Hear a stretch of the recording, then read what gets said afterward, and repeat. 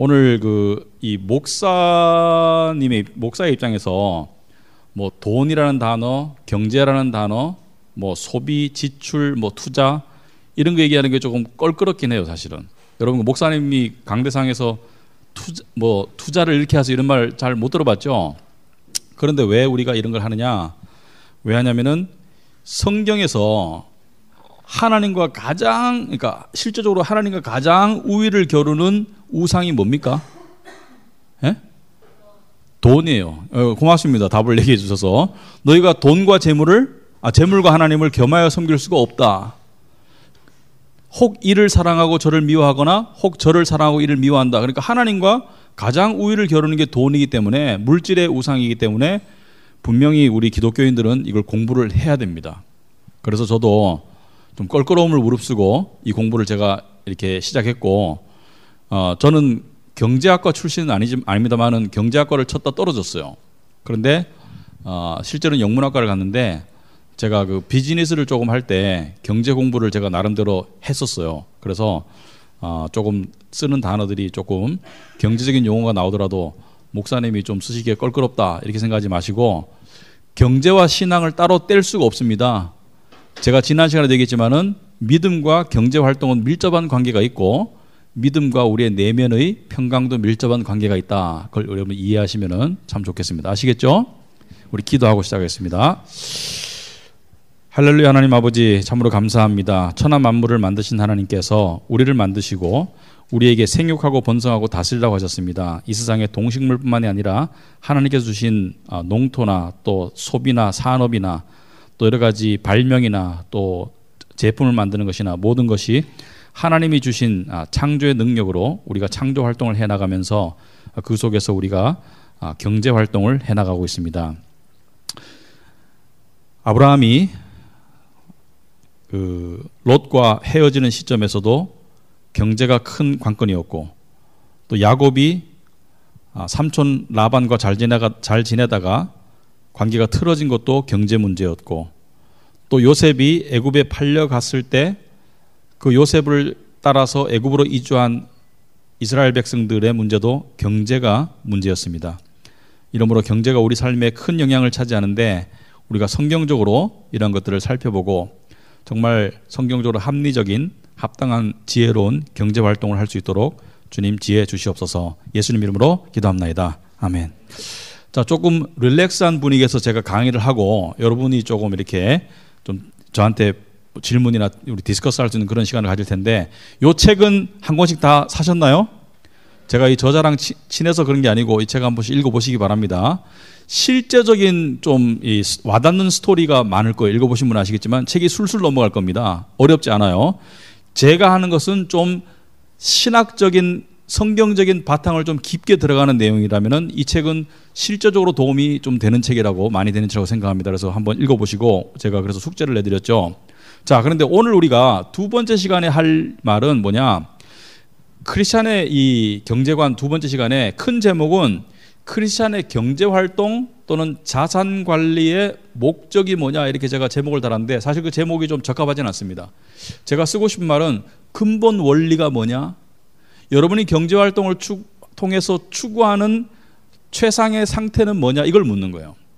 나는 경제활동을 하고 있는데 그것을 통해서 나는 무엇을 정말 추구하고 있는가, 내가 추구하는 것과 하나님이 추구하기를 원하시는 것, 하나님이 우리가 추구하기를 원하시는 것과 일치하는가, 아니면 일치하지 않는가, 이게 굉장히 중요한 문제입니다.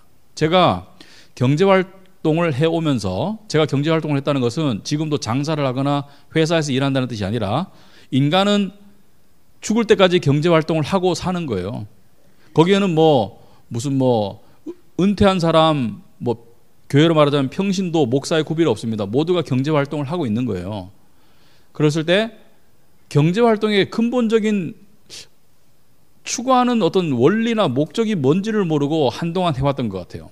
근데 성경을 보면서 경제활동의 목적이 이거였구나, 이걸 깨달은 적이 있습니다. 그걸 여러분과 오늘 나누고 싶어요. 굉장히 중요한 깨달음이었고, 그 원리와 목적에 맞춰서 경제활동을 할 때, 지난 시간에 제가 경제는 우리의 마음에 영향을 미친다고 했습니까? 안 했습니까? 마음을 많이 미치죠. 돈을 우상화하면 경제가 우리 마음을 송두리째 잡아갈 수 있습니다. 또 경제 활동은 우리의 감정에 영향을 미칩니까? 미치죠. 초조, 불안함, 탐심, 화가 남, 이거 전부 경제적인 문제 때문에 많이 생겨요. 여러분 그렇지 않습니까? 솔직히 말해서 살다 보면은 돈 때문에 초조하고, 살다 보면은 뭐 집 문제 때문에 탐심이 날 때도 있고, 또 어떤 때 화가 나죠. 요즘 우리 사회의 가장 큰 문제가 뭡니까? 소위 말해서 일 안 하고 그냥 이렇게 뭐 어디 주택을, 아파트를 당첨해가지고 갑자기 뭐 돈이 올라가가지고 일확천금을 버는 사람들이 나오기 때문에 불공평하다, 이런 얘기가 많이 나오죠. 여러분 그런 기사 볼 때 기분이 좋아요? 안 좋죠. 사회가 불공평하다 이렇게 생각이 되죠. 그래서 돈 있는 사람이 점점 더 돈을 벌게 되고, 돈 없는 사람은 돈 벌 기회가 없어지는 이런 구조가 좋지 않다 이거죠. 그런 걸 우리가 봤을 때 기분 좋을 사람은 없습니다. 그런데 그만큼 경제가 우리의 감정을 지배한다. 그런데 그 경제가 감정을 지배할 때는 부정적인 감정이 대부분이에요. 경제 때문에 걱정되고 초조하고 불안하고 탐심이 생기고 화가 나고 전부 거의 부정적이기 때문에 이 경제로 인한 부정적인 감정을 어떻게 다스려 나가야 될까? 이거 굉장히 신앙의 중요한 화두입니다. 그리고 특별한 건강 문제나 관계 문제가 아닌 한 대부분의 성도들의 근심은 10중 8구는 경제 문제와 연결돼 있어요. 대부분이 그렇습니다. 직장 때문에 고민돼요. 사실은 경제 문제예요. 그죠? 그래서 이 경제 문제랑 연결이 되어 있다. 심지어 이렇게 회사에서 일하고 돈 버는 사람이 아니라도 대학생이 과를 옮길까 안 옮길까 고민이 많이 돼요. 제가 다른 걸 전공해야 될지 고민이 많이 돼요. 왜 그렇습니까? 그것이 경제적으로 소득이 있을 것인가 아니면 소득이 없을 것인가에 대한 고민이 근본적인 고민이 되겠죠. 그래서 그런 맥락에서 우리는 경제를 알아야 된다. 자, 여러분 유인물을 제가 간단하게 정리를 했는데 여러분에게 이걸 묻고 싶습니다. 여러분은 자, 경제 활동을 하고 있어요. 자산 관리를 하고 있습니다. 자, 자산에는 크게 뭐가 있죠? 동산과 부동산이 있습니다. 그렇죠? 어렵게 생각하지 말고. 동산은 현금이고, 주로 현금, 뭐 CD, 증권, 이게 동산이고, 부동산은 여러분 아시잖아요. 그죠? 건물이나 토지가 부동산인데, 나는 자산이 없어. 여러분이 월급만 받아도 여러분은 동산이라는 자산이 있는 거예요. 유동 자산이 있는 거예요. 그죠? 현금이라는. 자, 여러분 그걸 관리를 하고 있습니다. 매달 그걸 관리를 하고 있어요. 여러분이. 용돈을 받아도 경제활동을 하고 있는 겁니다. 용돈 받아가지고 여러분이 그 현금을 관리하고 있어요. 차비로 써야 되고 식비로 써야 되고, 그렇다면 나에게 여유롭게 쓸 수 있는 부분은 어느 정도지? 그죠? 어떤 사람은 한 달 용돈이나 한 달 월급을 받으면은 한 월 중간쯤에 떨어져요. 그러면은 카드를 긁기 시작하는 그런 악순환도 오긴 하죠. 자, 그런데 여러분이 솔직히 한번 생각해 보기 바랍니다. 여러분은 경제 활동을 하고 있는데 아무 생각 없이 하고 있는 사람도 많아요. 제가 보면은 아무 생각 없이 돈 벌어서 돈 쓰고 돈 받아서 돈 쓰는데, 여러분은 경제 활동이 뭐라고 생각하십니까? 내가 생각할 때 나는 경제 활동이 나에게는 뭐다, 이렇게 정의를 한번 내려보세요. 나에게는 경제 활동이 뭐다. 저번 시간에 거의 비슷한 질문을 했는데 우리 김양구 집사님이 그랬죠. 수입과 지출을 맞추는 게 경제 활동의 정의라고 이야기하셨어요. 왜냐하면은 이 집에는 먹는 비용이 많이 드는가 봐요. 그죠? 그래서 수입 지출을 맞추는 것이다. 자, 그런데 여러분은 경제 활동을 무슨 목적으로 하는지 한번 생각해 보세요. 이번에는 나는 무슨 목적을 가지고 경제 활동을 하나? 한번 생각해 보기 바랍니다. 나는 무슨 목적을 가지고 자산 관리를 하고 있나?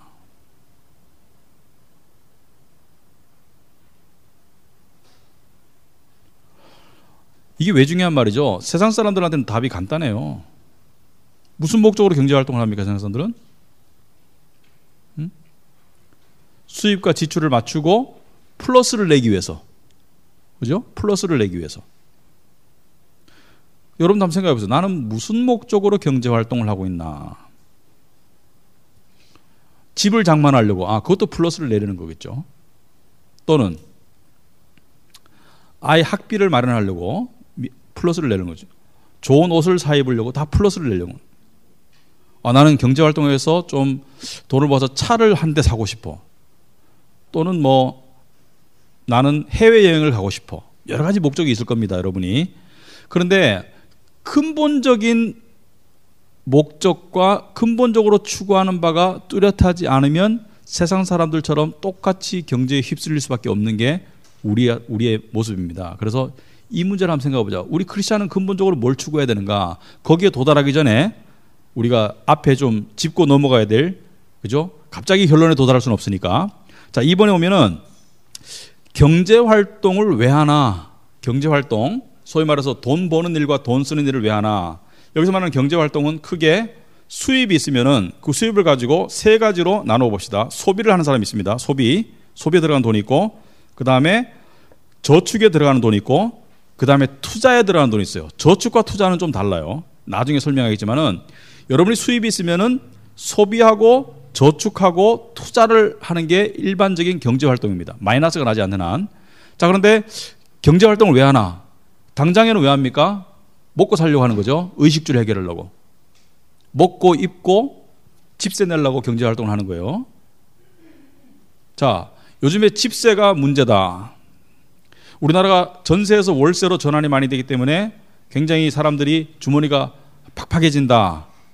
그런데 미국에 사는 교포나 호주에 사는 교포가 하는 말이 아직 멀었다, 한국은. 왜냐하면은 미국이나 이런 데서는 수입의 30% 이상을 월세로 내는 사람이 상당히 많습니다. 월세가 아직까지 수입에서 차지하는 비중이 우리나라는 낮은 편이에요. 우리가 아직 그것을 겪지 못했기 때문에 그렇지. 자, 의식주를 해결하기 위해서 그 다음에 또 어떤 이유가 있습니까? 미래에 대한 대비, 변화하는 미래에 대한 대비. 예를 들어서 여러분이 대학을 졸업했어요. 자, 당장에는 혼자 용돈 쓰면 돼. 그렇지만 머리 뒤에는 뭐가 있어요? 결혼 자금 준비라는 어떤 그런 게 있을 수 있습니다. 결혼을 덜컥 했어요. 그러면 또 주택 마련, 육아 양육, 또 심지어 요즘에는 뭐 노후 준비를 일찍부터 해라. 결혼을 했든 안 했든 간에 노후 준비를 40대부터 시작해라. 그래서 노후 준비에 대한, 하여튼 미래에 변화하는 환경에 대한 준비를 하는 거죠. 그러니까 미래에 지금 수입보다 더 돈이 들어갈 것을 대비하는 그런 것도 있고, 또는 수입이 없을 때를 대비해서 지금을 저축하는 것도 미래에 대한 대비고. 그래서 여러분이 그런 이유로 경제활동을 합니다. 세상 사람 똑같아요. 그다음 또 어떤 게 있습니까? 보다 나은 환경을 만들고 싶은 욕망이 있어요. 예를 들어서 내가 지금 타고 다니는 차가 있다면은 차를 좀 새 차로 바꾸고 싶어. 욕망이죠. 내가 지금 좀 헌집에 사는데 새 집으로 이사를 가고 싶어. 내가 지금 직장과 거리가 먼 집에 어쩔 수 없이 살고 있는데 돈을 벌면은 좀 가까운데 더 비싸더라도 그런 데로 옮기고 싶어. 또는 내가 지금 사는 집보다 평수를 넓히고 싶어. 또는 아이 공부를 위해서 학군이 더 좋은 데로 이사하고 싶어. 그러니까 현재보다 내가 생각할 때 더 나은 환경으로, 이건 주관적인 게 많아요. 객관적인 부분도 있지만 주관적인 게 많습니다. 내가 살고 있는 더 나은 환경으로 내가 나가고 싶어. 거기에 대해서 대비하려고 또 경제 활동을 하고 있어요. 그죠? 먹고 사는 거 문제 이외에. 그 다음에 또 뭐가 있습니까? 예상치 않은 돌발 상황을 대비하죠. 여러분 뭡니까? 저는 안 들어서 모르겠는데 병이 들면은 뭐죠? 실비보험 들고 있죠, 어떤 분들.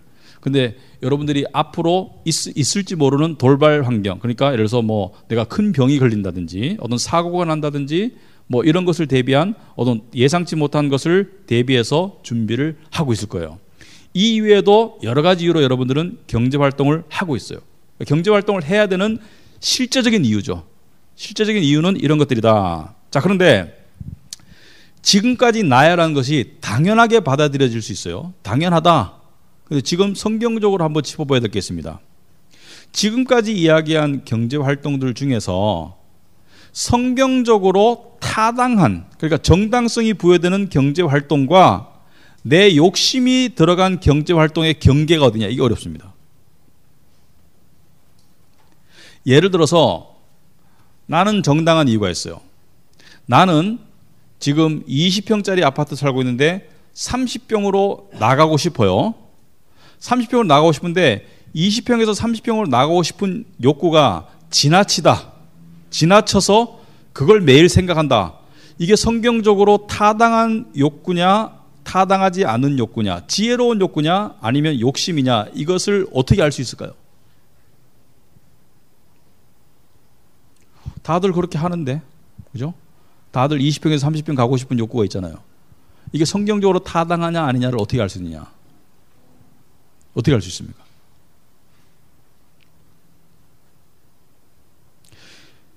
우리는 감정을 절대시할 수는 없지만은 성경적으로 타당하지 않은 욕구가 우리를 사로잡으면은 그게 감정의 신호로 나타납니다. 초조함이나 탐심이나 화가 나는 거나 조급함으로 감정의 부정적인 신호들로 나타나게 되어 있습니다. 왜? 우리 안에 말씀과 성령이 있기 때문에. 아시겠어요? 나는 당연해. 난 차 바꾸고 싶어. 제가 이런 말 한다고 시험 들지 마세요. 시험 들면 곤란한데 제가 옛날에 차를 3년 이상 안 탔습니다. 비즈니스를 할 때는. 저는 왜 그러냐면은 우리나라 차는 지금 좋아졌는데 그 당시에 3년 넘으면 차가 어떻게 된다고요?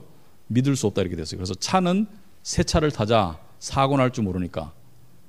그런데 제가 목회를 하면서 지금 차를 지금 7년째 타고 있거든요. 상황이 변했죠. 비즈니스를 하지 않으니까. 3년 지나니까 갑자기 마음이 불안해지는 거예요. 왜냐하면 3년마다 차를 바꾸던 습관이 있었거든요.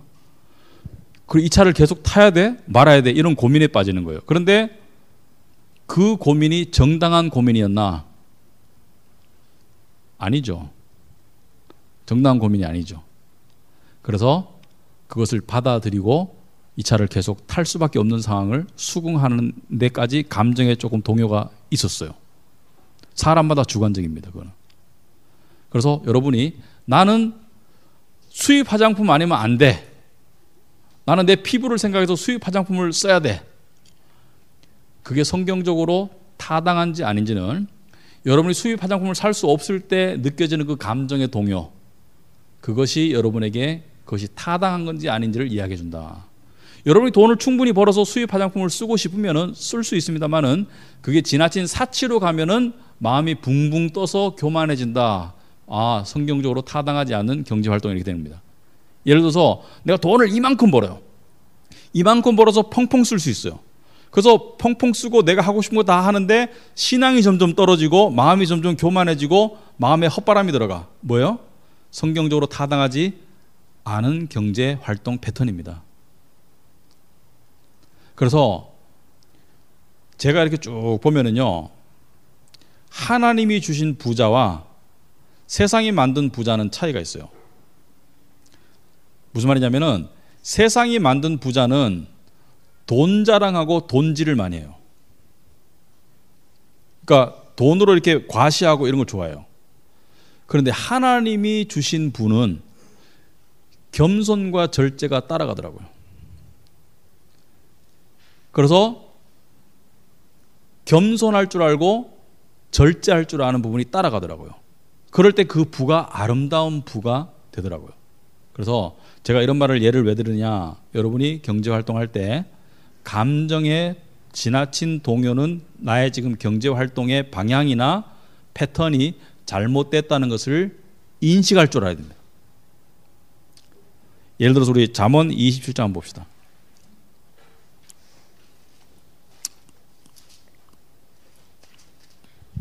잠언 27장 23절 한번 봅시다.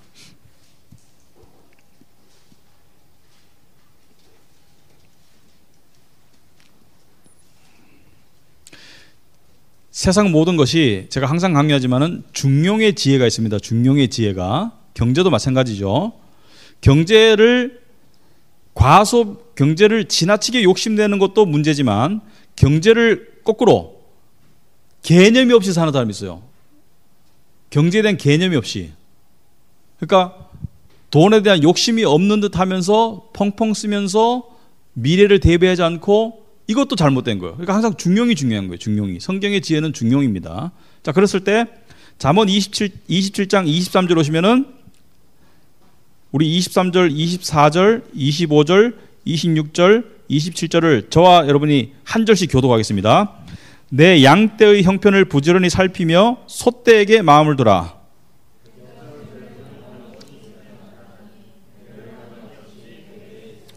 풀을 벤 후에는 새로움이 돋나니 산에서 꼴을 거둘 것이니라.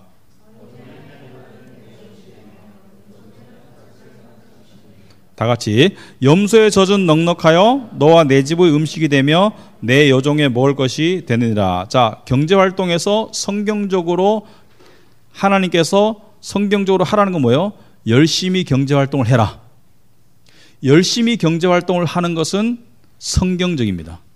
단 그것이 균형과 우선순위를 넘어서서는 안 돼요. 나 열심히 경제활동하느라고 집을 보살필 시간이 없어. 그건 아니라는 거예요. 가정도 보살피면서 경제활동 왜 합니까? 도대체 가정을 보살피려 하는 거 아닙니까? 근데 집에를 보살피지 않고 경제활동만 한다. 이거는 성경적이지 않지만은 경제활동을 하는 시간에는 열심히 경제활동을 하라는 거예요. 성경은. 그래서 열심히 일하는 거 그건 좋은 거예요. 그리고 할 수 있는 만큼 열심히 부지런히 해가지고 열심히 벌어들이는 거 나쁜 거 아닙니다. 좋은 겁니다. 그럴 때 신나죠. 그죠? 자기가 한 만큼 대가가 줄 때 신나죠. 소득이 있을 때. 자, 그런데 한편으로는 또 무엇을 하나님께서 경계하시느냐? 마태복음 6장 19절 한번 보겠습니다.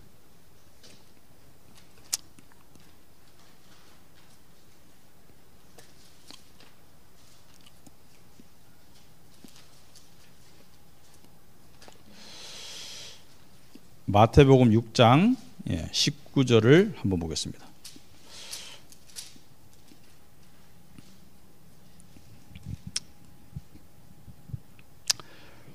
자, 너희를 위하여 보물을 땅에 쌓아두지 말라. 거기는 좀과 동록이 해하며 도둑이 구멍을 뚫고 도둑질 하느니라. 오직 너희를 위하여 보물을 하늘에 쌓아두라. 거기는 좀이나 동록이 해하지 못하며 도둑이 구멍을 뚫지도 못하고 도둑질도 못하느니라. 네 보물 있는 곳에는 네 마음도 있느니라. 자, 여기 지금 약간 핀트가 벗어난 말씀이라서 요건 넘어가고요.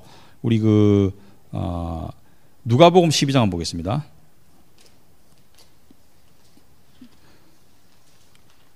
지금 읽은 말씀은 제가 잘못 넣은 것 같아요. 해당이 안 되는 말씀입니다. 누가복음 12장 한번 보겠습니다.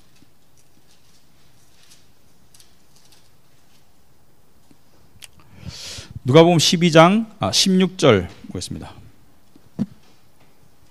16절부터 21절까지 마찬가지로 저와 여러분이 한 절씩 교도하겠습니다. 또 비유로 그들에게 말하여 이르시되 한 부자가 그 밭에 소출이 풍성하매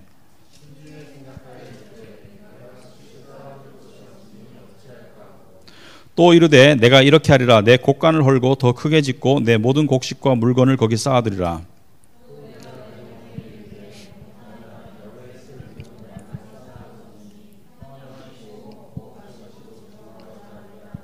하나님은 이르시되 어리석은 자여 오늘 밤에 네 영혼을 도로 찾으리니 그러면 내 준비한 것이 누구의 것이 되겠느냐 하셨으니.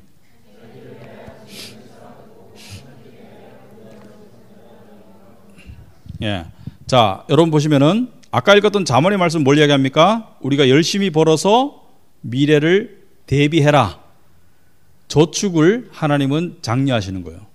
그러나 지금 말씀은 무엇을 이야기합니까? 지금 말씀은 저축이 아니라 자기를 위한 축제, 그러니까 베풀지도 않고 그냥 끌어모아서 그것을 의지하는 마음까지 간 상태.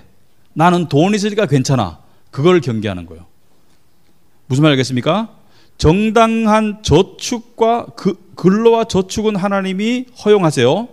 그런데 나를 위해서 잔뜩 모아놓고, 그러니까 드려야 할 것도 안 드리고 베풀어야 할 것도 안 베풀고 나를 위해서 잔뜩 모아놓고 이것을 의지로 삼는 거.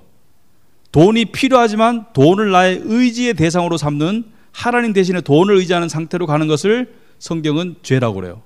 그러면 이 경계가 상당히 애매하지만 여러분이 심리 상태, 여러분이 이걸 잘 해봐야 됩니다. 내가 열심히 저축하는 것에서 이러한 나를 위한 이 이기적인 욕심적인 축제로 넘어갈 때, 그럴 때가 상당히 빈번하죠.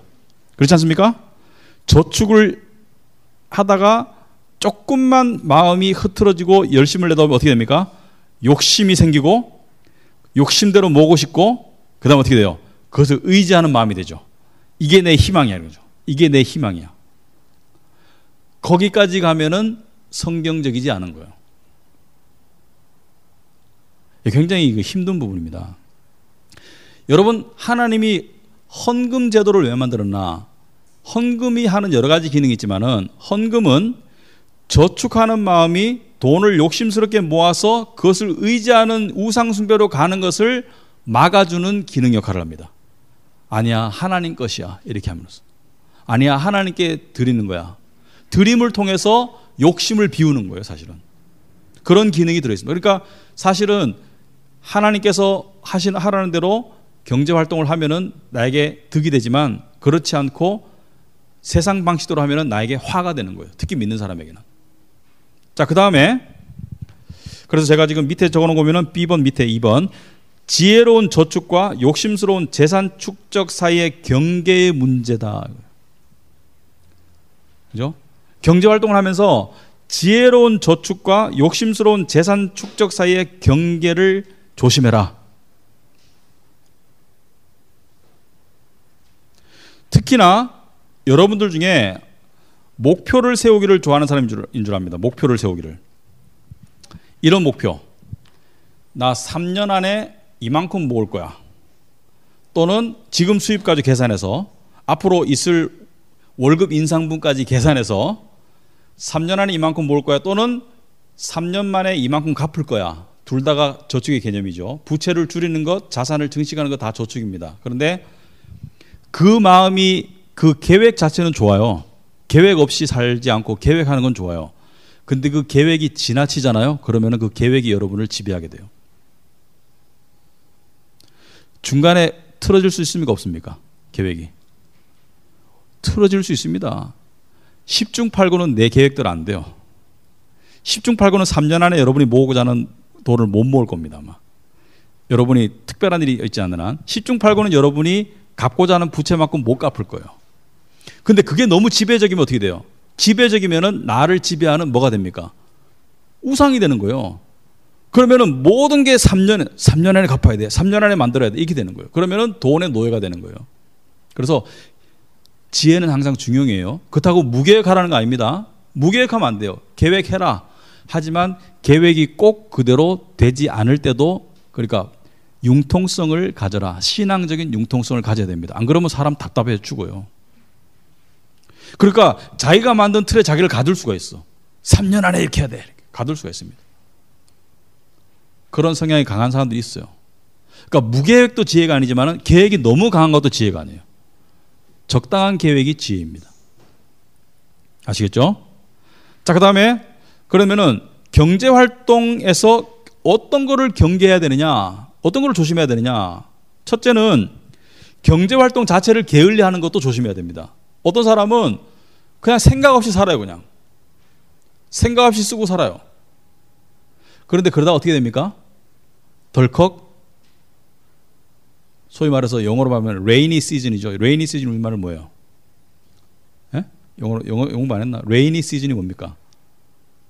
어떤 힘든 때가 왔을 때, 불행한 때가 왔을 때, 그럴 때 대비가 돼요, 안 돼요? 대비가 안 되는 거예요. 그래서 잠언 6장은 뭐에 관한 겁니까? 잠언 6장은 계미를 봐라. 여름에 열심히 일하고 가을에 추수하고 모아서 겨울을 대비하지 않느냐. 너희도 열심히 살아라. 그리고 미래를 대비하라는 거예요. 레이니 시즌을 대비하라는 거예요. 그런데 그 대비가 너무 지나쳐서, 그것이 너무 집착적으로 대비하다 보면 어떻게 돼요? 하나님께 맡기는 마음이 또 없겠죠. 하나님께서 나의 삶을 보살피실 것이다. 이게 없는 거예요.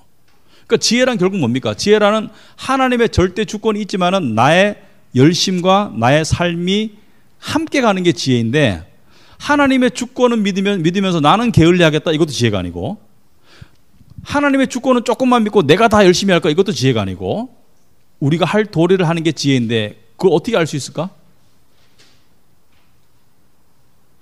자꾸 답을 안 하시는데 어떻게 알 수 있어요? 감정이, 지나친 감정의 동요가 그것을 우리에게 알려주는 신호다. 내가 미래를 대비 안 했는데 불안해. 하나님께서 뭘 말하는 거예요? 대비하라는 거예요. 내가 미래를 너무 지나치게 대비하는데 집착하다 보니까 어떻게 돼요? 어떤 사람은 막 무슨 60 넘어서 쓸 돈을 막 다 계산해가지고 막 이렇게 준비하고, 너무 집착하다 보면 어떻게 돼요? 불안하고 초조하고, 뭐예요? 이것도 성경적이지 못하다. 어떻게 해요? 적당히 열심히 하나님을 믿으면서 대비할 줄 아는, 하나님의 주권을 인정하면서 나의 또 할 도리를 하는, 그것을 해야 되는 거예요. 그래서 생각 없이 사는 것도 성경적이지 않아요. 예를 들어서 내가 수입이 100인데 특별한 경우를 빼고 수입이 너무 작다든지 아니면은 갑자기 돈 들어갈 곳이 병이 들어서 생겼다는 이런 거 말고 수입이 100인데 나는 1을 모아 또는 3을 모아. 이것은 적절한 경제활동이 아니죠. 불안합니다. 근데 수입이 100인데 나는 50을 모아. 이거는 축제예요, 축제. 욕심적인 축제가 되는 거예요. 그래서 그것은 그러면 성경에서 뭐라고 말하냐? 없습니다. 그건 뭐예요? 내 양심이 하나님 앞에서 내 양심이 깨끗할 수 있으면 돼요. 하나님 앞에서 내가 양심이 이 부분에 대해서 나는 양심이 편안하다 이러면은 그게 여러분의 기준입니다. 아시겠어요? 자, 그 다음에 미련한 경제활동이나 자산관리 이것도 성경적이지 않아요. 무슨 말이냐? 전도서를 한번 보겠습니다. 전도서 11장.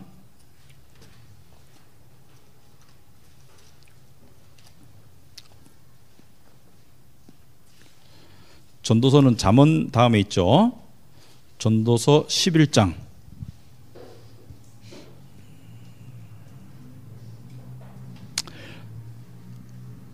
자, 11장 1절 2절. 자, 다음 읽어봅시다. 너는 내 떡을 물 위에 던져라. 여러 날 후에 도로 찾으리라. 7에게나 8에게 나눠줄지어다. 무슨 재앙이 땅에 임할는지 내가 알지 못함이니라. 자, 제가 지금 이 말씀은 지난 시간에 다음에 나중에 다시 한번 하겠습니다. 아직은 아니에요. 이 말씀을 구체적으로 할 날이 있을 겁니다. 자, 여기에 보면은 미련한 경제활동은 어떤 경제활동이냐면은 한 군데로 치우치는 게 미련한 경제활동이에요. 예를 들어서 위험자산에 몰빵하는 거.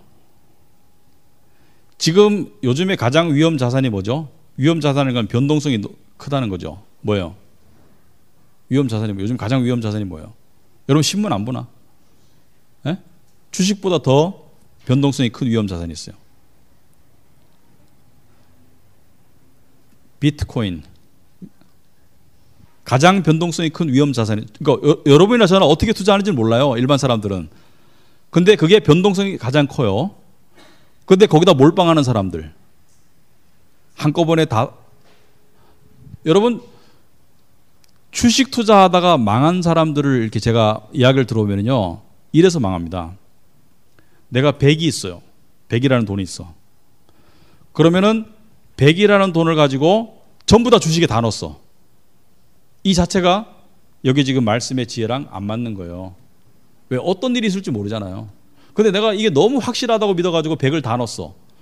그랬더니 올라가니까 더 사고 싶거나 내려가니까 더 사서 피해를 보전하고 싶거나 둘 중에 하나 생겼을 때 이 100을 담보로 신용 투자를 또 할 수가 있어요. 주식을 담보로. 그러면은 그만큼 뭐 50%든지 60%든지 신용으로 이 100을 담보로 주식을 담보로 내가 더 50이나 60을 해서 신용 투자를 합니다. 그래가지고 이 주식 가격이 내가 빌린 60에 다다르면은 저절로 주식이 매매가 되죠. 저절로 매매가 돼요. 그래가지고 그 계좌에 있는 100과 60이 다 사라지고 어떻게 돼요? 나는 빈털터리가 된다. 그걸 뭐라 그래요? 깡통 계좌를 합니다. 깡통 계좌. 무슨 말 알겠습니까? 그러니까 100만 투자해도 위험한데 거기다 100을 담보로 60을 더 빌려서 투자해가지고 이렇게 해서 다 날린다든지 또는 반대로 금리가 1%야. 지금 2% 넘었어요. 얼마 전에 1%대였어. 나는 모든 버는 돈을 다 은행에 적금을 넣는다. 안전하죠. 근데 나중에 제가 이야기했지만은 이거는 현명한 투자 방법인가? 이거 과연 현명한 투자 방법인가? 왜냐? 은행 금리와 물가가 지금 어떻게 됩니까? 물가가 더 많이 올라갑니까? 은행 금리가 더 많이 올라갑니까? 물가가 더 많이 올라가죠. 물가보다 금리가 훨씬 낮으면은 그 자기가 가지고 있는 그 자산의 가치가 올라가나요? 하락하나요? 1.5%, 1.8% 이자를 받아봤자 하락하는 거예요. 이건 현명한 투자이냐? 그랬을 때 미련한 경제활동도 그다지 바람직하진 않다 이렇게 생각합니다. 자, 어떤 사람이 나는 저것만 할래 비성경적이라고 말하고 싶진 않아요. 그러나 그다지 지혜로운 방법은 아니다. 자, 요거는 나중에 우리가 할 때 다시 한번 자세히 다룰 거고. 자, 근데 또 경제 활동을 해야 함에도 불구하고 머뭇거리는 사람이 있어요. 과감하게 질러가지고 사고 치는 사람이고 아까처럼 미련한 거죠. 또 너무 머뭇거리다가 기회를 계속 놓치는 사람이 있어요. 예를 들어서 이런 사람이 있습니다. 혹시 여러분이 이에 해당된다고 기분 나빠지지 마시고, 내가 집을 살 돈이 있어요. 근데 집값이 언제 올라갈지 떨어질지 모르는데 머뭇머뭇거리는 사이에 집값이 다 올라가 버렸어. 그럴 경우 있어요, 없어요? 자, 그것도 또한 좀 생각해 봐라. 왜 집을 못 샀을까? 집을 살 수 있었는데. 왜냐면은 솔직히 다 마음은 똑같잖아요. 내가 사고 난 다음에 떨어질까 봐 그렇잖아요. 그러니까 최하점을 잡고 싶은 거죠. 최하점에 잡았을 때 아우 잘 샀어 이 마음이 들고 싶은데 내가 샀는데 덜컥 집값이 10% 떨어져. 그것이 두려운 거잖아요. 그런데 그 최하점을 알 수 있는 사람이 있나 없나? 알 수 있는 사람이 없는 거예요. 그러면은 조금의 손해가 나더라도 길게 보면은 손해가 아니라는 생각으로 집은 1, 2년 살고 파는 게 아니지 않습니까? 생각으로 어느 정도 선에서 사야지 되는데 계속 쥐고 있으면은 집을 못 살 수도 있습니다. 머뭇머뭇거리는 거예요. 그것도 지혜롭지는 못해요. 근데 왜 이걸 내가 이야기하느냐? 제가 아까부터 계속 말씀드리지만은 경제활동을 지혜롭게 못하거나 또는 비성경적으로 하면은 어디에 문제가 생긴다고? 감정에. 근데 내가 어떤 타이밍을 놓쳤어요. 그래가지고 그거를 못 이뤘어. 그러면 감정이 어떨까? 기분이 좋을까? 기분이 안 좋죠. 안 좋아요. 그래서 그런 것 때문에 말씀을 드리는 거예요. 자, 거기에 관한 말씀이 전도서 11장 4절에 나옵니다. 아까 11장 읽었죠. 우리 4절에 한번 같이 한번 읽어봅시다. 시작. 풍세를 살펴보는 자는 파종하지 못할 것이요 구름만 바라보는 자는 거두지 못하리라. 무슨 말입니까? 풍세를 살펴보는 사람은 이거 씨앗 심었다가 이게 갑자기 폭우가 쏟아지는 거거나 바람이 확 불으면 어떻게 해? 씨앗을 못 심는 거야. 대충 보고 이 정도쯤에 심어야 되겠다면 심어야 되는 거예요. 그리고 구름만 바라보는 자는 거두지 아니한다. 이 구름 바라보고 비가 올 것 같은데 가서 거둬야 되나 말아야 되나 머뭇거리다가 수확기를 놓쳐. 그러면 과일이나 곡식이 너무 익어버리면 상하죠, 빨리. 그래서 경제활동에서는 너무 머뭇거리거나 너무 신중한 것도 지혜는 아니에요. 그죠? 제가 여러 가지 원리를 말씀드리는 거예요. 여러 가지 원리를. 그 다음에 D번이 가장 일반적인 사람들의 심리죠. 빠른 소득 증가를 추구하는 행위. 이 덫에 안 걸려본 사람이 있겠나? 자, 그 말씀을 잠언 13장에 보겠습니다. 여러분 재밌죠, 이 공부가? 재밌지 않습니까? 대답이 시원찮아가지고 할 맛이 없네. 재밌어요, 안 재밌어요? 재미없어도 재밌다 합시다. 재밌죠? 잠언 13장 11절 한번 읽어봅시다.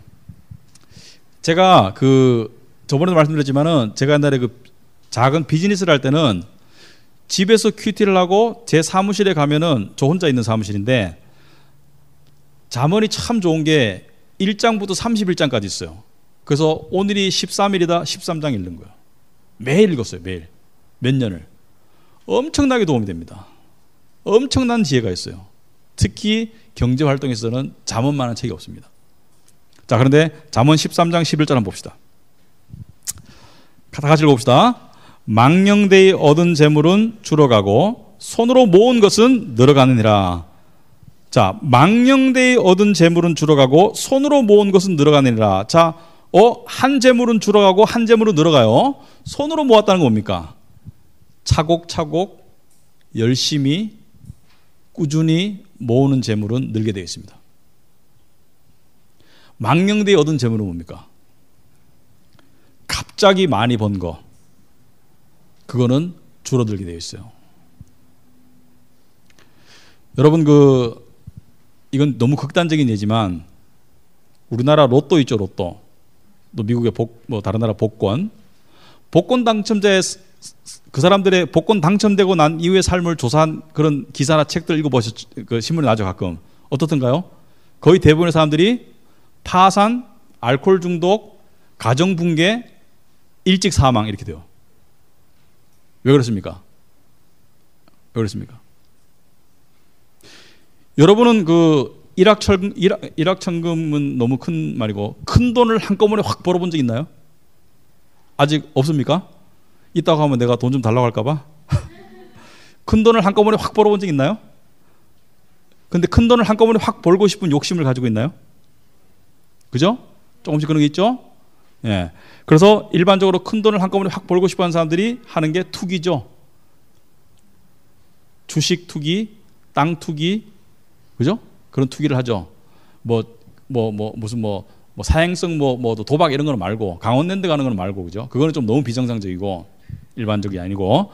자, 왜 그런지 제가 이유를 설명하겠습니다. 왜 망령되이 번 재물은 빨리 망하는지. 첫째는 재물이 느는 속도와 그 사람이 재물을 관리하는 인품이 같이 성장해야지 됩니다. 그래서 복권에 당첨된 사람이 너무 큰 재물이 자기의 인품이나 자기의 관리 능력에 안 맞게 주어졌기 때문에 이거를 상식적으로 생각하면은 그냥 은행에 넣어놓고 이자만 받아도 되는데 이걸 다 날리고 가정 붕괴되고 이렇게 되는 거예요. 옛날에 요즘 그런 데 있지만은 농촌이 갑자기 서울 근교나 대도시, 지방 대도시 근교에 개발돼 가지고 떼부자된 졸부라고 하죠. 졸부된 농부들이 많았어요. 그래서 농부가 졸부됐다 이런 게 많았어요. 그래가지고 그 당시에 가장 좋은 차가 그랜저였거든요. 그래서 갑자기 졸부된 농부가 곡괭이를 그랜저에 싣고 이제 농사지러 가는 거예요, 그죠? 그래서 그 당시에는 그랜저가 지금 벤츠보다 더 좋은 거예요. 외제차는 거의 없었으니까. 그랜저 타고 농사지러 간다. 이게 졸부예요. 졸부들은 다 그런 건 아니지만 대충 어떻게 되냐? 술 중독, 노름 중독, 여자 중독, 가정 붕괴 이렇게 되더라고요. 왜? 갑자기 주어진 돈을 관리를 못하는 거야. 그리고 돈이 갑자기 생기면 또 어떤 일이 생기느냐? 요번에 미국의 슈퍼복권 당첨된 거 알죠? 8천 몇백억 세금 떼고 나니까 4, 5천억 경찰이 지켜주죠. 왜? 뜯어먹는 사람이 너무 많이 오죠. 친척이나 아는 사람이나 투자하라고 많이 오죠. 솔깃하죠. 그래서 인간관계 단절. 왜냐면은 저만큼 돈 버는데 왜 나한테 해주는 게 뭐야? 인간관계 단절. 그래서 갑자기 생긴 부가 그렇게 되더라. 그리고 제가 비즈니스 하면서 보니까요, 갑자기 돈이 번 사람은 자신감이 충만해요. 자신감이 쩔어요. 왜냐면은 실패를 안 해보고 갑자기 돈을 벌어보니까 내가 하는 거는 다 잘 돼. 그러니까 그 다음에 더 큰 걸 저질러서 한꺼번에 날리더라. 많이 봤습니다, 저는 주위에서. 예를 들어서 그것만 벌어도 충분한데 여러분 10억대 부자가 되면은 100억대 부자가 되고 싶은 게 사람 심정이거든요. 근데 몇십억을 벌어가지고 괜찮은 사람이 있었어요. 그런데 이걸 가지고 나는 내가 해보니까 다 잘 돼. 이거 가지고 무리한 투자를 하는 거죠. 빚도 내고 해가지고 막 땅을 크게 막 개발 예정지를 막 사요. 사가지고 나중에 연쇄부도가 납니다. 갑자기 불경기가 오면은 연쇄부도가 나요. 왜? 이자를 감당 못하니까. 그래가지고 우리 안에 망령되이 재물을 얻고자 하는 마음을 정말 경계하세요. 주식에 나중에 주식 이야기 제가 할 텐데요. 여러분 주식 투자에 가끔 목사님 저 주식 해도 돼요? 이런 물어보는 사람 있어요. 목사님 주식하면 죄예요? 물어보는 사람 있어요. 제가 인도를 갔는데요. 인도에 제가 저번에 집회차 갔거든요. 근데 이제 인도에 미즈도 있는 교회, 우리 교회 미즈도 성도라고 있어요. 갔는데 여러 집에 초대를 받았는데요. 한 집에 상당히 부자예요. 식모만 한 몇 명 있는데 거기 인건비가 싸니까 그 사람이 저보고 이제 하는 말이 10년 전에 투자를 했는데 아직까지 원금 회복을 못했는데 이게 죄였습니까? 묻더라고요. 목사님 이게 죄였습니까? 그러니까 이방인이니까 저한테 다른 사람 자기 목사님한테 얘기 못하는 걸 저한테 얘기하는 거예요. 10년 전에 투자했는데 아직까지 원금 회복을 못했는데 이게 죄였습니까? 하나님 저를 치시는 겁니까? 답이 뭡니까, 여러분? 답이 뭐예요? 정답이 뭐예요? 주식 투자는 죄입니까? 아닙니까? 죄 아니에요. 죄예요, 죄가 아니에요. 죄라고 생각하는 사람 들어보세요. 죄가 아니라고 생각하는 사람 들어보세요. 하고 있구만. 주식 투자는 죄가 될 수도 있고 죄가 안 될 수도 있습니다. 투자와 투기의 차이죠. 투자는 정석대로 말하자면은 장기적으로 보고 내가 신뢰하는 회사의 주주가 되는 거죠. 여러분 주식 자금이 없으면 회사는 굴러갈 수 없지 않습니까? 경제가. 그리고 여러분은 간접 투자자예요. 여러분의 국민연금도 내고 있죠. 국민연금도 주식 투자로 상당 부분 되고 있고, 여러분의 그 기업연금도 주식 투자로 되고 있고, 여러분의 상당 부분이 노후자금도 주식 투자로 나올 거예요. 간접 투자자들이 여러분들이. 근데 투자와 투기의 차이점은 뭐냐? 투기는 일확천금을 노리고 아까 같이 이 한꺼번에 몰빵한다든지, 또는 일확천금을 노리고 뭐 나 한 달 만에 두 배로 벌 거야 뭐 이런 거 있죠. 이런 게 투기인 거예요. 근데 투기와 투자의 차이점을 어떻게 알 수 있어요? 이게 문제예요. 내가 지금 투자인지 투기인지 어떻게 알 수 있어요? 제가 뭐라 했습니까? 자꾸 연습시키는데 뭐라 했습니까? 감정이 동요하고 불안하고 붕 뜨고 이러면은 어떻게 해요? 투기인 거야. 어떤 사람에게는 주식 투자 자체가 투기일 수 있어요. 그래서 내가 투자를 했는데 불안해. 그거는 그 사람에게는 투자가 아닌 거예요. 무슨 말 알겠습니까? 그러니까 이런 부분은 객관적인 답은 없어요. 사도 바울이 그랬죠. 어떤 사람은 고기를 안 먹거나 어떤 사람은 식물을 어떤 식물을 다 먹거나 나는 어떤 사람은 나를 다 지키나 나는 특정한 나를 지키고 이런 게 있지 않습니까? 그래서 투자와 투기의 차이는 그겁니다. 여러분이 그것 때문에 감정의 동요가 심하면 그건 투기인 거예요. 자, 제가 왜 이런 말씀을 드리는가? 4번이 오늘 핵심입니다. 4번이 경제활동을 통해서 똑같은 질문을 돌아간 거예요. 자산관리를 통해서 추구하는 궁극적인 목적 또는 가장 근본적인 원리가 뭐냐? 이걸 하기 위해서입니다. 이걸 하기 위해서. B번을 먼저 합시다. 여러분이 경제활동을 하는 가장 궁극적인 최적화된 목적과 신앙의 목적은 일치합니다. 왜냐하면 신앙생활 안에 경제활동이 포함된 거고, 경제활동을 통해서 신앙생활이 이루어지는 것이고, 그렇기 때문에 가장 최적의 목적은 뭐예요? 바로 평강입니다. 평강.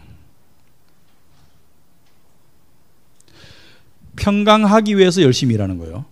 열심히 일하면 불안하잖아요. 평강하기 위해서 저축하는 겁니다. 평강하기 위해서 욕심 안 내는 거예요. 평강하기 위해서 돈을 우상 안 만드는 거예요. 평강하기 위해서 투기 안 하는 거예요. 평강하기 위해서 몰빵 안 하는 거예요. 평강입니다. 평강. 제가 이걸 몰랐어요. 이거를 미리 배웠더라면 제 인생에 많은 실수가 줄여졌을 거예요. 왜냐하면 어떤 실수는 그 여파가 오래 갑니다. 여파가 오래 가요. 어떤 실수는. 예를 들어서 여러분이 여러분 주위에 그런 사람 있죠. 제 주위에도 친구나 이런 분들이 있습니다만은 투자를 잘못해서 투기식으로 투자를 해가지고 전 재산을 홀라당 까먹었어요. 그래가지고 그 여파가 몇 년 갑니까? 5년, 10년, 평생 가는 사람도 있어요.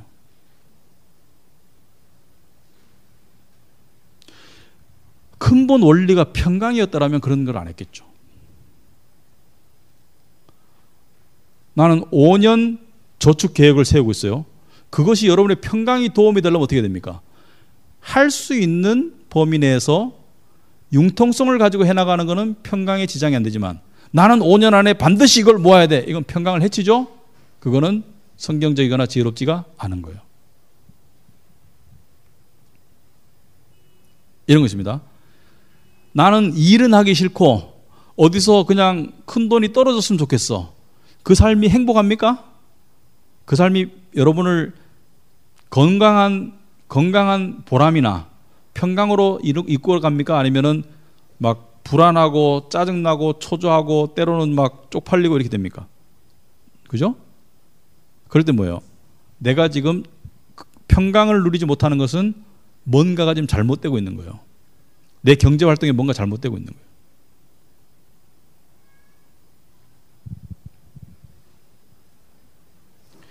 제가 주택청약 통장 있죠. 그거를 어디서 은행에서 권유해가지고 들어가지고 한 6, 7년을 부었나? 그래가지고 그거를 작년에 제가 찾았어요. 찾으러 가니까 작년 초에 은행 직원이 저를 딱 쳐다보면서 이 통장을 왜 해야 합니까? 그저 물었어요. 왜요? 그러니까 돈이 필요해서 해야 합니다. 아니 지금 그 당시에 막 아파트 청약 열기가 날리고 오래 묵힌 통장이 있는데 이거를 왜 써먹지 않냐 이거죠. 근데 사실은 안 써먹은 게 해야 하니까 후회는 되더라고 인간적으로. 근데 왜 안 써먹었냐? 평강하려고 안 써먹은 거예요. 평강하려고. 못 써먹은 거죠. 그거를 해서 불안한 상황으로 갈까 봐. 그러니까 내가 진짜 집을 사고 싶으면 하겠는데 어떤 지역에 또 살 수 있으면 하겠는데 그러지 않은 상태에서 투기를 하기 싫었는 거죠. 그래서 평강이 최적의 목적인데 이거를 모르면은요, 제가 이거를 참 미리 알았으면 참 좋았을 것이다. 내 인생에 많은 실수를 줄였을 것 같아요. 근데 이거를 모르면은 상당히 우리가 엉뚱한 길을 가게 됩니다. 소위 말해서 삶에 도움 안 되는 길들을 가게 돼요. 자, 대표적인 게 뭐냐? 여러분, 세상 사람들이 경제활동을 추구하는 가장 커다란 목적은 뭐다? 바로 부자 되는 거예요. 맞죠? 부자 되는 거. 우리가 그 사람들과 똑같이 생각하면은 절대로 평강을 못 갑니다. 그것은 여러분 보고 부자 되지 말라는 게 아닙니다. 여러분 잘 들어보세요. 부자는 하늘이 만들어주는 거예요. 부자 되지 말라는 게 아닙니다. 여러분 세상 사람들 1000명 모아놓고, 무작위로 1000명 모아놓고, 부자 되는 게 목적 아니었던 사람 손 들어보세요. 몇 명 없을 겁니다. 다 부자 되기를 대부분이 원했는데 왜 부자가 없을까요, 많이? 부자 된다고 다 복은 아니에요. 부자 돼가지고 신앙 못 가지면은 낙타가 바늘구멍으로 들어간 것보다 더 어렵다. 그 사람은 크게 봤을 때는 부가 저주가 되는 것이죠. 그런데 부자 된 사람이 왜 많이 없느냐? 부자 되기를 다 원했는데, 원한다고 되는 게 아닙니다. 그런데 성경에 보면요, 평강을 추구하는 경제활동이 성경적이고 세상 사람들이 추구하는 부를 추구하는 걸 성경이 뭐란다? 죄라고 그래요. 죄. 이게 여러분이 개념이 바뀌어야 돼요. 이거를 이해를 못하면은 정말 여러분 행복할 수 없습니다. 부자 되려고 하는 것은 죄예요. 부자가 되어지는 것은 죄가 아닙니다. 그러나 내 경제활동의 가장 궁극적인 목적이 부자 되는 거잖아요. 그건 죄예요. 이 굉장히 중요한 개념입니다. 디모데전서 6장 9절 한번 보겠습니다.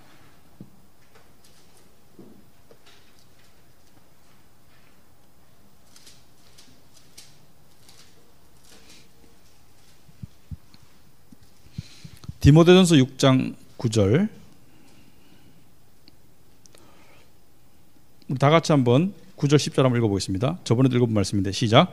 부활해 하는 자들은 시험과 올무와 여러 가지 어리석고 해로운 욕심에 떨어지나니 곧 사람으로 파멸과 멸망에 빠지게 하는 것이라. 돈을 사랑함이 일만하게 뿌리가 되나니 이것을 탐내는 자들은 미혹을 받아 믿음에서 떠나 많은 근심으로써 자기를 찔렀도다. 여러분 9절 10절 보면은 9절은 부자가 되려고 하는 자들은, 10절은 돈을 사랑하는 자는 둘 다 똑같은 비슷한 말인데 그 뒤에 좋은 말 하나도 없어요. 부활하는 자들은 뭐예요? 시험에 빠진다. 올무는 뭐예요? 올무는 뭐예요? 사람을 올가매는 거, 감정을 올가매는 거죠. 감정을 올무에 들어간다. 여러 가지 어리석고 해로운 욕심에 떨어진다. 어리석고 해로운 욕심이라는 거예요. 그 부자가 되려가는 욕심이 어리석고 해로운 욕심이라는 거예요.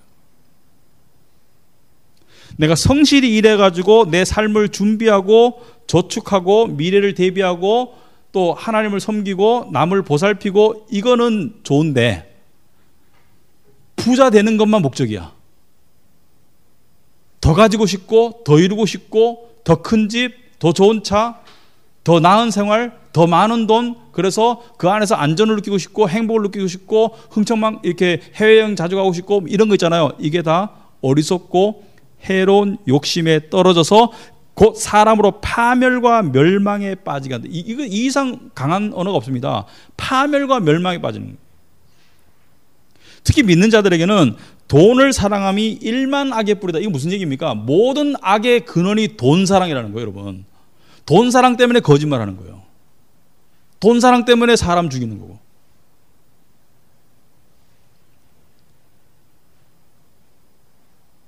돈을 사랑하면은 그것이 모든 악의 뿌리가 된다는 거예요. 그거는요, 돈이 아무리 많이 주어져도 돈 사랑 안 할 수 있습니다. 베풀 줄 아는 사람은. 돈이 아무리 적어도 돈 사랑 할 수 있습니다. 돈만 생각하게 되면. 그러니까 세상적으로 돈이 많다고 돈 사랑하는 사람이고 돈이 없다고 돈 안 사랑하는 사람이 아니라 돈이 없어도 돈 때문에 지배당하는 사람이죠. 돈 때문에 불쾌하고 돈 때문에 자존심 상하고 돈 때문에 불안하고 돈 때문에 화가 나고 이거 돈 사랑하는 거예요. 없어도. 근데 돈이 있어도 돈을 의지하지 않고 돈에 지배되지 않고 어떻게 해요? 이 6장에 똑같은 말인데 6장에 보시면은 17절에 6장 11절에 내가 이 세대에서 부한 자들을 명하여 마음을 높이지 말고 정함이 없는 재물에 소망을 두지 말고 오직 우리에게 모든 것을 후히 주사 누리게 하시는 하나님께 두며 선을 행하고 선한 사업을 많이 하고 나누어 주기를 좋아하고 너그러운 자가 되게 하라. 이 사람은 돈 사는 사람이 아닙니다. 부자인데 교만하지 않아요. 마음이 안 높아요.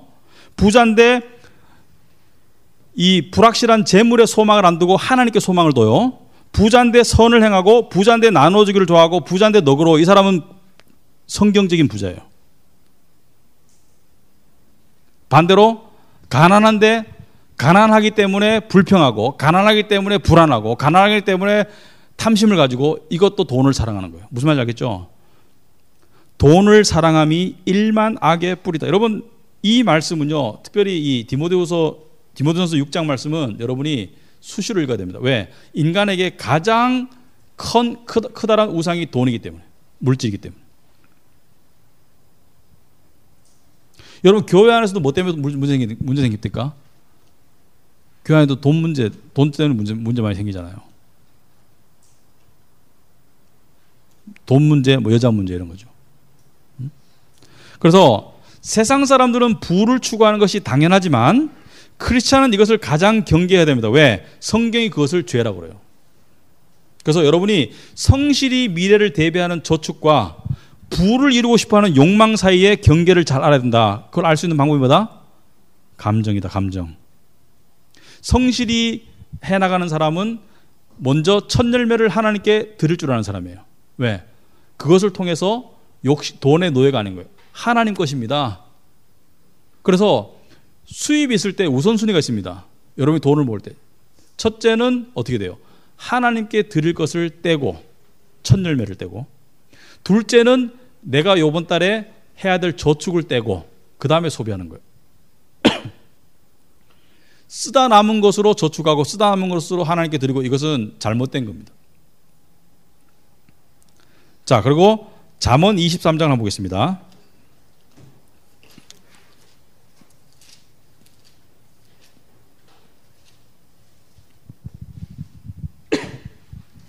잠언 23장 5절. 자, 다 같이 읽어봅시다. 네가 어찌 허무한 것에 주목하겠느냐? 정령이 재물은 스스로 날개를 내어 하늘을 나는 독수리처럼 날아가리라. 자, 무슨 뜻입니까? 재물을 쫓으면은 재물이 항상 더 높이 날아가요. 왜 그렇습니까? 두 가지 때문에. 첫째는 내가 쫓는 재물을 내가 못 얻기 때문에 항상 그것이 높아 보이고, 둘째는 거기에 도달하면 욕심이 더 올라가 있습니다. 더 올라가 있어요. 우리 쌤이 저번에 질문을 하는데 제가 대답을 못한 게 있습니다. 아빠, 왜? 그러니까 텔레비에서 그 재벌 형제가 막 싸웠거든요. 여러분 아시는 재벌입니다. 재벌 형제가 막 그 주도권을 놓고 막 지금도 싸우고 있잖아요. 아빠, 나 이해가 안 돼, 저 사람들이. 둘 다 부자 아니야? 그러면은 그 일 안 해도 먹고 살 수 있잖아, 죽을 때까지. 일 안 해도 먹고 살아도 버는 돈 다 쓰지도 못해. 그러면 그냥 편하게 살지 왜 저래? 너무나 아이 눈에는 너무나 당연한 질문인데 인간의 욕심은 그렇게 사람을 미련하게 만드는 거예요. 부자 되려고 하는 사람 중에 나는 충분히 벌었으니까 이제 베풀래, 그런 사람 없습니다. 부가 목적인 사람은 항상 내가 건물이 3채 있으면 5채 있는 사람을 부러워해요. 나는 집이 5채야. 엄청 부자죠. 근데 우리나라에 집이 11채 이상 있는 사람이 몇 명인 줄 아세요? 저번에 신문 깜짝 놀랐어요. 우리나라에 한 3만 명인가가 집이 11채 이상 있어요. 5채 가진 사람은 그 뉴스를 보는 순간 어떻게 돼요? 나는 3만 명 안에 안 들어있네.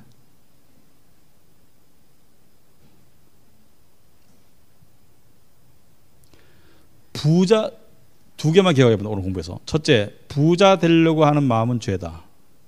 이거를 끊기가 상당히 어렵습니다. 이거는 평생 싸워야 돼요. 평생 싸워야 돼요. 둘째로, 경제활동의 가장 궁극적인 목적과 근본적인 원리는 뭘 추구해야 된다? 평강이다. 평강. 평강하려고 열심히 사는 거고, 게으르지 않고, 평강하려고 욕심 안 내는 거고, 평강하려고 미련한 투기 안 하는 거고, 그리고 평강하려고 과소비 안 하는 거고, 평강하려고 하는 거예요. 그리고 평강하기 위해서 지나치게 강한 목적을 안 갖는 겁니다. 적당한 목적을 갖는 것이 평강이에요. 목적 없는, 계획 없는 것도 평강할 수 없고, 지나친 계획도 평강할 수 없어요. 아시겠죠? 그래서 오늘 딱 그것만 기억해 바랍니다.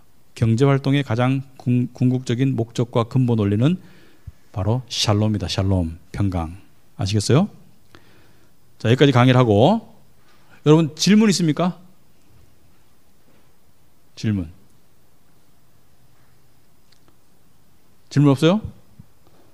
오늘 강의가 도움이 됐나요? 이 책은 읽어보셨습니까? 어떻습니까, 내용이? 재밌어요? 재밌죠? 예, 진솔하게 썼는데 상당히 재밌어요. 재밌고, 이 책에는 보면은, 이제 이 책이 보면은 좀 이렇게 왔다 갔다 해요. 그리고 이 책에 여러분이 끝까지 읽어보시면 알겠지만은, 반복이 너무 심해. 그러니까 레피티션이 너무 심해. 그래가지고 그런 약점은 좀 있어요. 그리고 마지막에 가면은 신용카드를 전혀 쓰지 마라, 빚은 전혀 지지 마라, 글쎄요라는 느낌이 들어요. 저는 빚에도 건강한 빚이 있다고 믿습니다. 나중에 제가 설명하겠지만 건강한 빚이 있다. 건강한 정도의 빚이 있다고 생각합니다. 그러니까 그걸 나중에 제가 공부할 때 설명할 텐데, 뭐 신용카드를 전혀 쓰지 않는다? 글쎄요, 생활이 가능할까 했는데, 생활이? 여러분 그 비행기표 끊을 때도 신용카드 말고 현금으로 이렇게 일일이 입금하기 귀찮죠? 또 신용카드를 통해서 또 마일리지가 쌓이는 부분이 있죠. 그래서 그거를 꼭 그렇게 절대화시를 할 수는 없다. 이 사람 자신의 객관적인 확신일 수 있습니다. 그건 존중합니다. 주관적인 확신, 그건 존중합니다만은 꼭 그렇게 볼 수 없는 부분도 있다. 하지만 전반적으로 책이 상당히 재밌고 좋은 내용이 많이 들어 있습니다. 자, 그래서 그러면은 여러분이 질문이 없으면은 제가 질문을 한번 해보겠습니다. 오늘 대답 안 하셔도 돼요. 오늘 강의 내용을 가지고 여러분의 삶에 어떻게 적용할 수 있을지 한번 생각해 보세요. 나의 경제 활동과 자산 관리 어떻게 적용할 수 있을까? 어떻게 적용할 수 있을까? 나는 어떤 부분에서 지출과 소비를 좀 더 규모 있게 해야 할까? 나는 어떤 부분에서 저축을 좀 더 계획성 있게 해야 될까? 나는 어떤 부분에서 지나치게 강한 플랜을 경계해야 될까? 나는 어떤 부분에서 나의 이 투기적인 마음, 그러니까 갑자기 돈을 많이 벌고자 하는 마음을 경계를 해야 될까? 나는 어떤 부분에서 이것을 적용할 수 있을까? 여러분 한번 생각해 보시고, 다음 시간에는 만족의 비결을 얘기할 겁니다. 만족의 비결. 오늘 우리가 평강을 배웠다면은 경제 활동에서 만족의 비결은 뭐냐? 그걸 우리가 다음 시간에 우리가 볼 거고요. 또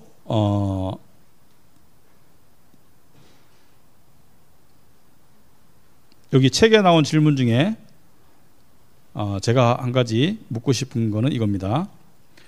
돈 때문에 불안한 마음이 있습니까? 불안한 마음과 당신의 믿음과의 갈등은 무엇입니까? 이런 질문이 있어요.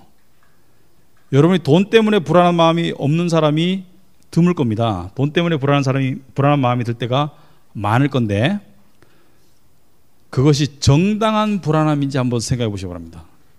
하나님 봤을 때도 불안한 건가? 답은 100% 노입니다. 왜 그러냐? 하나님이 너희는 마음에 근심하지 말라라고 명령하신 것은 근심하지 않을 수 있는 하나님께서 상황과 약속과 믿음을 주셨기 때문이에요. 그러므로 모든 불안은 정당화될 수 없습니다. 돈에 의한 모든 불안은 정당화될 수가 없어요. 돈이나 돈과 관련된 직장 문제나 미래의 어떤 직업이나 또 앞으로의 진로나 여러 가지로 인해서 불안한 것은 절대로 정당화될 수 없습니다. 그래서 불안은 죄냐 아니냐? 불안이 죄입니까 아닙니까? 불안은 불신앙이에요. 돈 문제로 불안한 마음이 드는 것은 불신앙입니다. 저도 그럴 때 있습니다, 솔직히. 이놈 이 자식을 어떻게 공부를 시켜야 되나 뭐 이런 뭐 생각을 하는 건 좋은데 너무 깊이 생각하다 보면 불안할 때가 있어요. 그건 죄입니다. 모든 불안은 죄이다. 그래서 아까도 말했듯이 감정의 부정적인 감정이 지나치게 나에게 일어나는 것은 항상 뭐다? 항상 지금 뭔가 신호가 오고 있다 이렇게 보시면 돼요. 신호가 오고 있다. 우리 육신에 병이 들면은 그것이 육신의 증상으로 나타나듯이 우리 마음의 병이 들잖아요. 마음의 병이 들면은 그 감정의 증상으로 나타나게 되어 있습니다. 그래서 여러분들이 그런 거를 하루하루 살면서 자신이 불안하고 그럴 때 그것이 무슨 문제인지 그것이 근본적인 뿌리가 무슨 문제인지 잘 깊이 들어가면은 돈 때문일 경우가 상당히 많은데 그럴 때 어떻게 벗어나야 되는지를 지혜롭게 생각해 보여야 합니다. 여러분이 좀 더 부지런해야 되는 건지 욕심을 줄여야 되는 건지 믿음을 더 가져야 되는 건지 여러 가지 처방이 있을 수가 있어요. 계획을 가지고 살아야 되는 건지 너무 강한 계획을 멀리해야 되는 건지 여러 가지 처방이 있을 수 있습니다. 그래서 그런 부분들 여러분들이 잘 생각해 보고 살아라. 아시겠죠? 자, 그러면은 다음 시간 오늘 좀 일찍 마치겠습니다. 다음 시간까지 여러분들이 100페이지까지 읽으시면 돼요. 이거를 100페이지까지 읽으시고 다음 시간에는 만족의 비결에 대해서 다음 시간에 하도록 하겠습니다. 아시겠죠? 자, 그러면은 지금 여러분과 제가 시간이 좀 남았기 때문에 여러분이 한 1, 2분 정도 시간을 드릴 테니까 오늘 공부를 바탕으로 하나님께 하나님 이 경제활동 부분에 있어서 저에게 지혜와 또 믿음을 달라고 여러분 기도하시기 바랍니다. 기도하시고 제가 마친 기도하겠습니다. 기도하겠습니다.